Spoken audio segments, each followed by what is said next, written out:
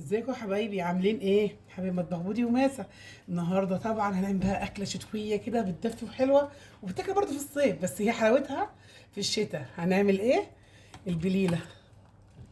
كلنا عارفينها، بس بقى مش عارفين عمايلها في البيت بكذا طريقه وسهله جدا. وهنعملها مع بعض وهتشوفوا حركاتها وتكاتها اللي بنعملها. ونقول اول حاجه جبت القمح اهو، غليته غلوتين وهسيبه في الميه. طبعا انا قبل ما احطه يتسلق غسلته كويس قوي وحطيته ياخد بس فرتين في الميه، وبعد كده هسيبه بتاع ساعه او ساعه ونص، وارجع افضي الميه دي واحط عليه ميه نضيفه، ونشتغل بقى بالبليله بتاعتنا ونقول هنعمل فيها ايه النهارده. هنحتاج لها طبعا لبن، وهنعمل بكنافه. اللي عنده كنافه متوفره تمام، اللي ما عندوش ممكن تعمليها بلبن كده وتشربيها وتاكلوها كده عادي، يعني ما توقفيش حالك عليها. خلاص نسيبها بقى شويه ونرجع مع بعض تاني. خلاص كده يا حبايبي، حطيناها فوره وطفينا عليها وسيبناها بقت الشكل ده كده. فلشت وشوفوا عامله ازاي.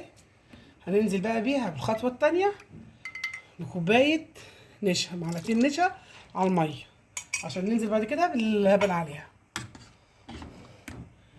كل الحاجات دي ما بتاخدش 10 دقايق معاكي. خلاص كده.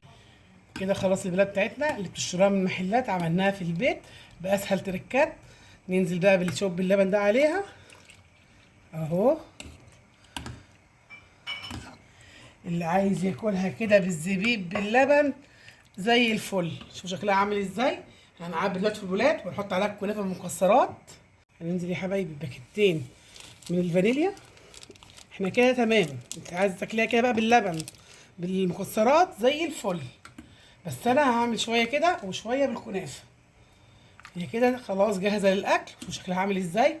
بليله سخنه. اهم شيء اللايك والجرس وتفعلوا القناه بتاعتنا عشان كل جديد يوصل لكم. ويلا بس تغلي غلوه ونحطها في البولات لينا والكنافه عليها بالمكسرات.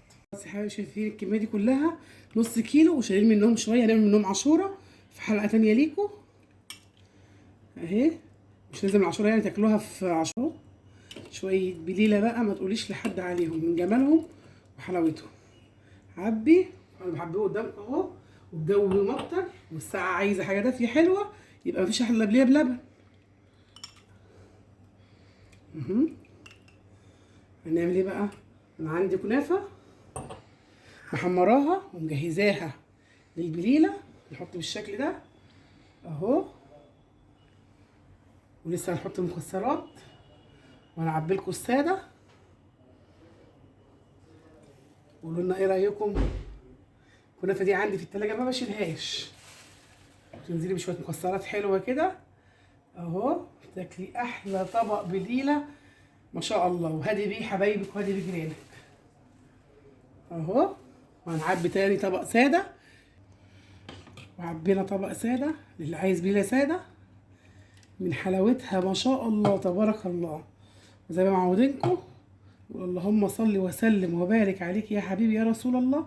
شايفين الطبق جميل ازاي؟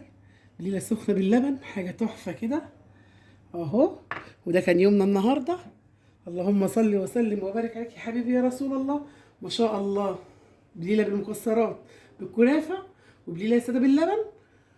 وقولوا لنا ايه رايكم. اهم شيء الجرس وتفعلوا القناه بتاعتنا ولايك وشير عشان نكبر بيكم وليكم. والسلام عليكم ورحمه الله وبركاته.